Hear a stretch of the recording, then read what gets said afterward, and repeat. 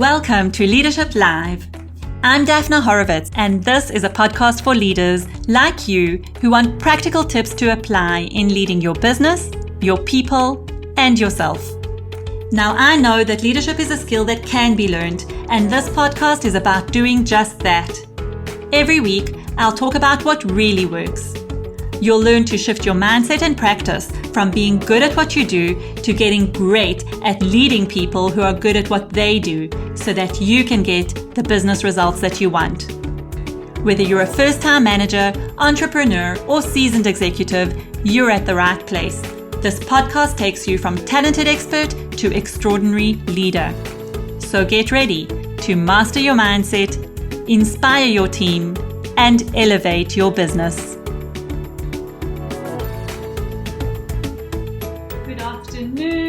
Good morning, good evening, wherever you are in the world. Thank you for joining me today for our Leadership Live Tuesday and really discussing every Tuesday a different topic on how to lead in crisis. What do we do? How do we communicate effectively? How much, when, to who, and what exactly? The first question that I actually want to share with you, and that is related to communication and maybe not exactly the tips and tools you're looking for right away, but I'm going to start with this one.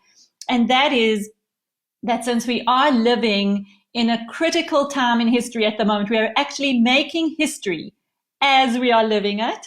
This coronavirus pandemic has put all of us in a very uncertain time, in a very challenging, turbulent time. We don't know how long it's going to last. We don't know what will happen after. We're sitting with a lot of uncertainty. So the first question I want to pose to you is to think about, what is the story that you're going to be able to tell your grandchildren one day about this time? So think 10, 20, 30 years into the future. What is the story that you'll want to tell them about how you went through this time, how you lived this time? And then start living this story right now. Question I've been playing around with a lot, both in the social circles and with my clients, really thinking about what is the story that we want to be able to tell and then live that story today. For me, there's a lot about really bringing forth qualities of courage, connection, while distancing, flexibility, creativity. There is so many qualities that we can choose to bring into our story today. That's the first question I'm going to pose. And then I'm going to move into this whole aspect of communication. How do we communicate in crisis? What's important? What are the things that we need to bear in mind? Because communication as a topic in leadership is always important. One of the key pieces of advice, one of the key pieces that I work on with many, many leaders, no matter what situation they're facing. And in crisis, it's 100 times more important and more difficult, I will say. So what are the key elements of communication that we want to bear in mind? The first thing is I want to cover there are 3 parts to communication, which are 3 different categories we need to look at. The first one is really, what do we communicate about the business? What do we communicate about our organization as a whole? The second is, what do we communicate about our particular role, our particular team, our very closely involved set of stakeholders that we are working with? And then the third part is, what do we communicate about ourselves, what we are going through personally? Think about each one on an individual level. So you can see I've gone from the kind of more macro piece of the business, the organization, the economic climate, to the more team piece, which is, as a team, how do we work? How do our roles fit in with each other? How does that fit into the picture of the business? And then the last piece is the individual piece, the macro piece, which is, how do I manage myself? What's going on for me and how do I communicate that? And when we have those 3 perspectives, which I think are all equally important, we have to give attention to each and every one. I'm going to now share some tips to really bear in mind when we're communicating about those different elements. And the first thing that often comes up with the leaders that I work with, especially in times of change, uncertainty, and crisis, is that the leaders say, I don't have the answers. I don't know what to tell my people. They're stressed. I'm stressed.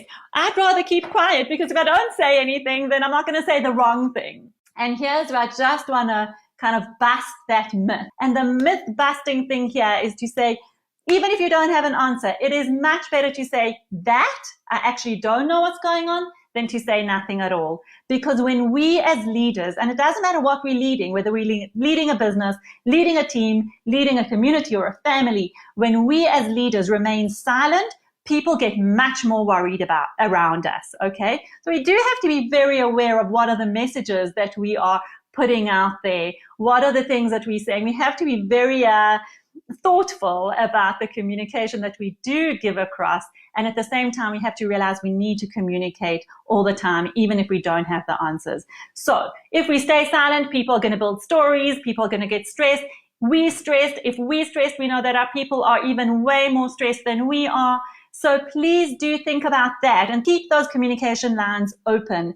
And that leads me to the tip about, in times of crisis, actually, more is better, okay? You do need to over-communicate. You need to communicate a lot. There seems to be an information overload at the moment. Everyone's communicating, everyone's putting out stuff, and it actually feels like a bit too much, and it can be overwhelming. That is true. There is a lot of information out there, and I think part of the challenge for us in this time, anyway, it's been a challenge, and I think even more so now, is how do we filter that information? And we do need to be able to filter. That if I'm talking about leadership and leadership within the various contexts and environments that you're in, the same model can work at home, in community, in social circles, at work. It doesn't matter. It does work everywhere. It's important in times of crisis that you take responsibility for the area that you're leading and do over-communicate. More is better in this case. As I said, anxiety and stress increases if we stay silent. But the key is how to communicate. There are certain tips that are really, really important for crisis to manage that overload and to calm down the stress levels, because over-communicating can increase stress levels. So from a business perspective, as leaders, how do we communicate in times of crisis? I will say this. Firstly, break it down into bite-sized pieces. Don't send out a huge email saying, okay, this is what's going on in the world. This is how it's impacting our business. This is how it's going to impact your job. And how are you, by the way? No, break it down. Any bits of information that you want to talk about the business, do just send out just one little piece of information. And I actually speak to my clients as well with the customers and other stakeholders. Keep the communication lines open. They want to hear from you. They want to see how you're handling this crisis. They're going to take their cues from you. So keep communicating and keep in touch in bite-sized pieces, small bits of information, one at a time. Spread them out and keep it simple. The simpler, the better. When our brains are in high anxiety mode, there's a limit to how much information we can take in. And that's why I want to keep it simple. We want to keep it short. And the third piece is keep repeating the messages, because our brains will hear maybe only 10% of the whole message. And I just made that up. I don't have scientific evidence for that percentage. So I know it's only a very small percentage of the information that is put out there we'll actually take in. And that's why we have to keep repeating the messages. And as leaders, we want to keep repeating messages that will help people to stay calm, to remain positive, to have a realistic sense of what is really going on. So give them that realistic sense and keep it simple, keep it short, and keep repeating the same messages, because only a very small percent of it is going to stick. But people look to leaders to hear messages, to keep talking, and to keep reinforcing what is going on. Now, one more thing that I think is really important to say, and I didn't touch on, is that personal piece. Because of social distancing and because we are in a situation where we are not physically together, teams have gone virtual, people have gone on to remote working. The critical piece there is to keep team conversations going. What we want to do there is, and I encourage all leaders to think about how you can do this in a quick, short, engaging way. And that is to dip in with your people, dip in with your team, ask them how they're doing on a personal level. Don't make your conversations only about work. Actually make sure to reach out. And this is part of your role as a leader. And I know pressures are high, stress levels are up. Some people are working literally around the clock, while other people are finding that they have more time on their hands. People that are working really, really hard and finding the pace hard, I still say, take 10 minutes out of your day to make sure that you connect with your team on a personal level. Ask them how they're doing. Ask them what their particular challenges are. Ask them what tips they have for coping with the situation. And personally, I recommend doing something that's called a daily huddle, where your team gets on a call, 10, 15 minutes. Everybody shares what's going on for them, some highlights, something to celebrate, some challenge, some tips, and then you get off the call. And that is not work related, so that you maintain that level of care and empathy and engagement that is really, really important at this time. So do take note of that. And I heard something really wonderful from one of the podcasts that I was listening, and I want to share that with you, and then I will end. And what I heard is this, that we are going to come to some kind of recruitment crunch at the end of this. If we think that, we don't know how long it will take, but if we think that our operating model and our organizations and our businesses are going to go back to the same way that it was, definitely that's not, I don't think that's going to happen, at least. But one thing that is going to change is what our staff element, what our employee body will look like. And I think there'll be some recruitment challenge, crisis, whatever you want to call it, that will come at the end, because through this navigation of the crisis, our employees will decide whether they want to stay working in our businesses or not. Because judging by the way we handled this crisis, judging by the way we supported them through this crisis or engaged with them, they will start having the conversations with themselves about reflecting on, do they still want to be in this organization? Do they still want to be in this company? So think about that. I mean, I think that will take time to roll over, because people are going to take their time in the beginning, be very grateful for the jobs that they have. And then after a while, they'll start processing and reflecting on how their company, how their leaders showed up in this very challenging time. So this is it. I know I've shared quite a lot of information. Communication is a huge topic, and a huge topic of interest for me, because I think it's critical in leadership, whether we're in times of crisis or not.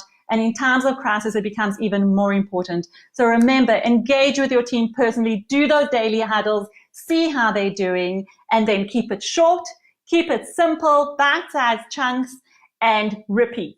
Repeat your messages over and over again.